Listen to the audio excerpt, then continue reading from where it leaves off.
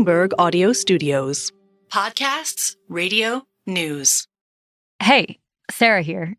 One of the best things about working at Bloomberg is that we've got reporters everywhere. Today on The Big Take, we're bringing you a story from our colleagues in Hong Kong. I'm handing the mic over to my colleague, Janet Paskin, and we'll be back with you soon. Here's Janet.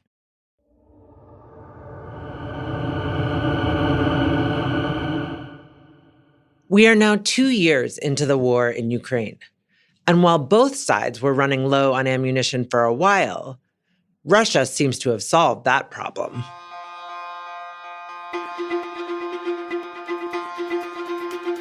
Russia's not only relying on its own weapons. It's getting ammunition from elsewhere, from someone who has enough to spare and wants Russia to win this war.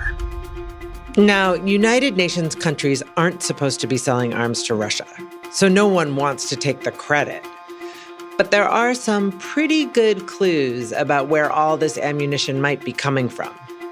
Starting with a letter that Russia sends in 2022, just 6 months after it invades Ukraine. We have Russia saying now is the time to deepen and enhance our cooperation for strategic purposes. Who's Russia writing to? North Korea. Now, Russia sends a letter like this every year to North Korea in celebration of Liberation Day, a holiday marking the end of Japan's rule over the Korean peninsula. But my colleague John Herskovitz has been covering and watching North Korea for more than 20 years. And he says this letter was different. For one thing, it was broadcast on North Korean state TV.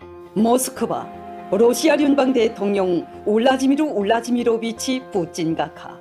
And then there's what the letter said, this call to deepen and enhance our cooperation for strategic purposes. And it's like, there's just a subtle change here. It seemed like, given the situation, it was a good time to take stock of what North Korea had and what Russia needed. So what does North Korea have that Russia needs? The answer is ammunition. Lots of it.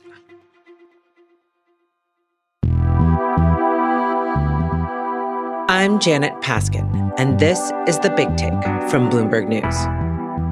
Today on the show, how North Korea has become critical to Russia's military campaign in Ukraine, and why that might be one of the most lucrative things North Korea has ever done.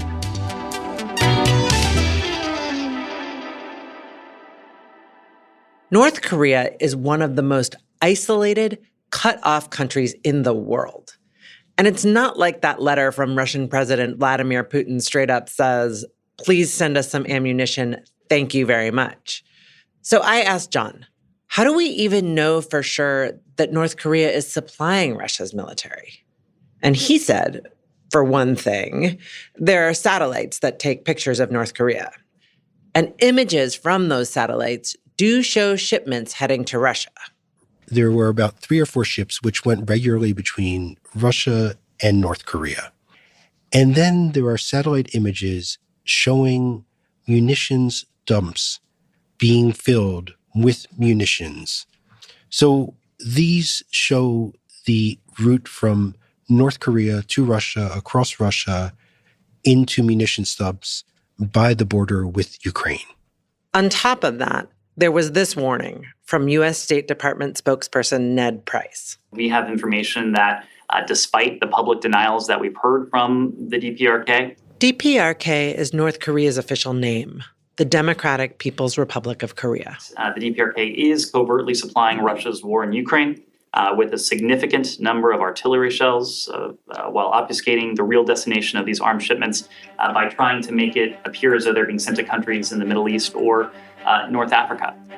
According to estimates by the U.S. and South Korea, North Korea has sent ballistic missiles and more than 2 million rounds of 152-millimeter artillery shells. Those shells are basically huge bullets. They're some of the most heavily used munitions in the war in Ukraine. And with 2 million of them, Russia can fire up to tens of thousands a day. For that, Russia is willing to pay dearly. So for North Korea, there's a lot of money on the table. We don't know what the exact cost of North Korean artillery shells are, but it may be worth taking a look at something similar, the 155 millimeter shell. That's the NATO standard. Now, if you look at some of these recent procurement contracts, these show that they're going for about $3,000 to $4,000 each. So if you do that times 2 million, you're looking at $8 billion. That's for normal, newly manufactured 155 millimeter artillery shells. North Korea has artillery shells that have been sitting around for decades. A lot of them are probably duds. What the actual value is, I don't know. But I think they would probably have a value for billions of dollars. And even if, whether it's $8 billion or $4 billion or $2 billion, that's a lot for North Korea. Exactly. The economy is estimated to be about $25 billion. So any sort of help, if it's $8 billion, that's a third of the economy. It would be the biggest gain in North Korea's economy in Kim Jong-un's reign. Probably one of the biggest ever for North Korea. And the money is only part of it. After the break, how North Korea is really getting so much more.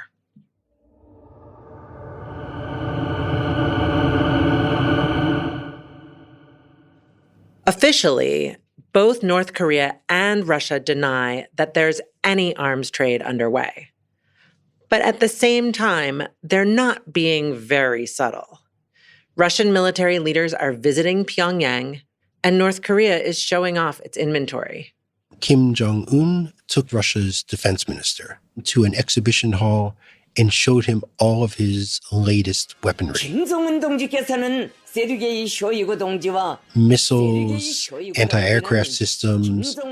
This went out on state media. North Korea wasn't hiding anything. So between what North Korea is openly broadcasting, satellite images, and other military intelligence, the U.S. and its allies feel very confident that this arms transfer has happened. John, why does North Korea bother denying this to the world? Because it's a violation of UN sanctions. I'm not sure what the reason is, but openly admitting to violating UN Security Council resolutions and sanctions is probably not a look that North Korea wants. But regardless of the denials from North Korea and from Russia, it's clear that this type of arrangement would be a win for Kim Jong-un. The war in Ukraine has opened opportunities for North Korea that have never been there before, for economic assistance, the likes of which Kim Jong-un has never seen. John says that economic assistance could come in many forms.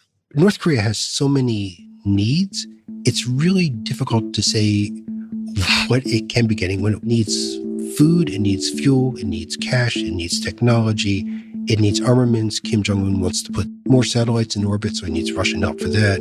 He wants to build a nuclear-powered submarine. He needs help for that. He may want to build coal power plants because his country is chronically short of electricity. He'll need Russian help for that. He may want to develop more powerful missiles. He'll need Russian help for that. He may want to buy more Hennessy cognac, and he may need Russian help for that. And you just don't know what exactly it is. After decades of sanctions, North Korea is one of the poorest countries in the world. Famine and malnutrition are chronic. Anything that Kim Jong-un can deliver to improve overall quality of life is a big deal. One of the big things for him has been the construction of housing. Construction materials are some of the things that have been hit by sanctions, and North Korea has had trouble getting its hands on. The more materials he can get for building construction, the better it is for his economy, the more that he can show that he is providing. Besides those material gains, the arms deal with Russia also helps boost Kim's image among his own people. He's seen more as an international statesman, the more that he gets the visits from Russia, which has also precipitated more visits from China. This makes Kim look good at home and with North Korea's allies abroad. And that has made him bolder. The most obvious thing, and what we've seen in state media, is that Kim has taken a more aggressive stance towards South Korea, cut off economic cooperation, said peace reunification is impossible, removed the concept from the Constitution. He said he has the legal right to annihilate South Korea. So we have that on one end. And we have North Korea reemerging as a viable source for military supplies. Now, you have hot wars in Ukraine and Gaza and conflict in Yemen, and North Korea's weapons are passing a real-time test on the battlefield. Now that Russia is buying North Korean missiles, their newer missiles, it's kind of seal of approval that North Korean missiles are good enough. It could reopen the market for North Korea to try sales abroad again. There are still sanctions in place to prevent this kind of trade.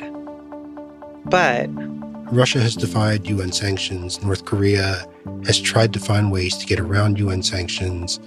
Soviet friends, Iran, Yemen, Syria, the countries that were once customers for North Korea could go to Russia as a conduit for missiles. And Russia could be a friend for North Korea as it tries to go out in the world and find ways to get money. But becoming a global arms supplier would mean a trade-off for North Korea. It can sell weapons overseas, or it can rebuild its own stockpile.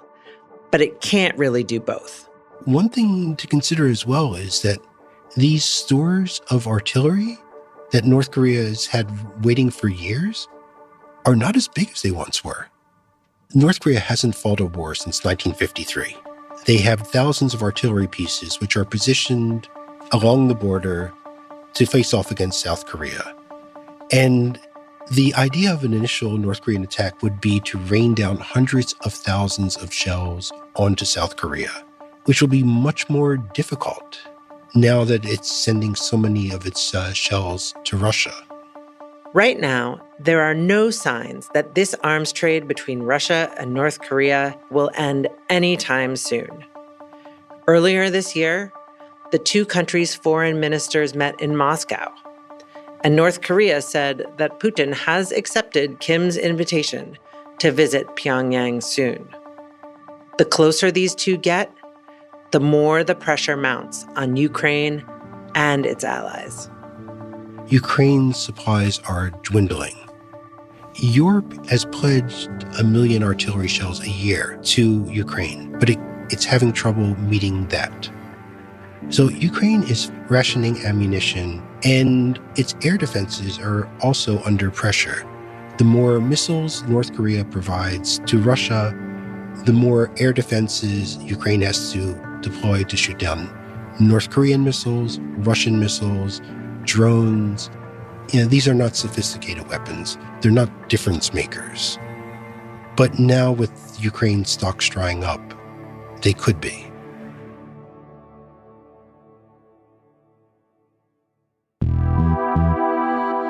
This is The Big Take from Bloomberg News. I'm Janet Paskin. This episode was produced by Yang Yang and Naomi Ng.